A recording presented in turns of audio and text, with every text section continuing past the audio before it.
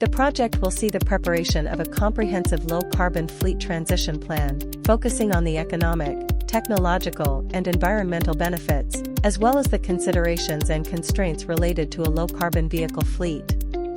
The multi-phase plan will include a current state assessment. Media are invited to a welcome event where the Honourable David McGuinty, Minister of National Defence, will formally welcome the Canadian Coast Guard to the defence team. Where Canadian Coast Guard Base, Dartmouth Media Check-in, Canadian Coast Guard Jetty at 274, Baffin Boulevard, Dartmouth, Nova Scotia. Breast cancer remains one of the most common forms of cancer and the second leading cause of cancer-related death among women in Canada. 1 in 8 women will receive a breast cancer diagnosis in their lifetime. That's why the Government of Canada works closely with partners and stakeholders to PR. Sonia Thyssen joined the Department of Foreign Affairs and International Trade in 1995 from Industry Canada. At headquarters, she has worked on investment promotion, science and technology partnerships, natural resource sectors, clean technologies, and arts promotion.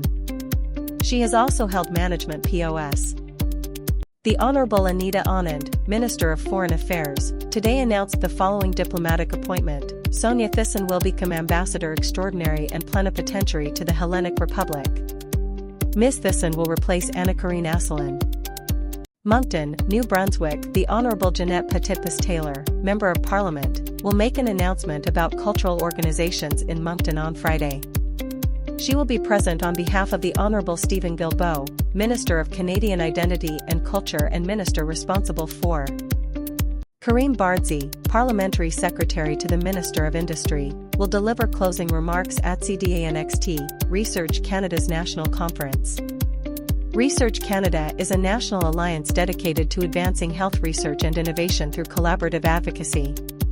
DANXT is its annual flagship.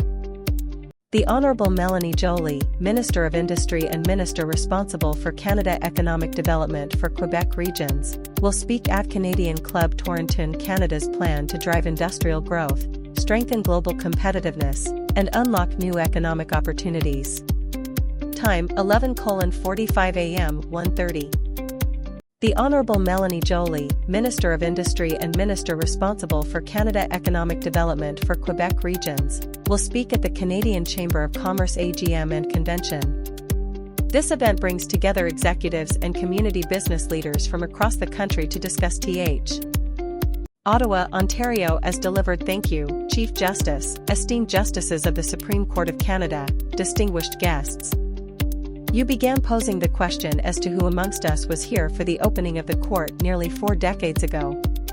I regret to inform you, I was learning to walk at the time. The inmates next of kin have been notified. As in all cases involving the death of an inmate, Correctional Service Canada will review the circumstances. CSC policy requires that the police and the coroner be notified.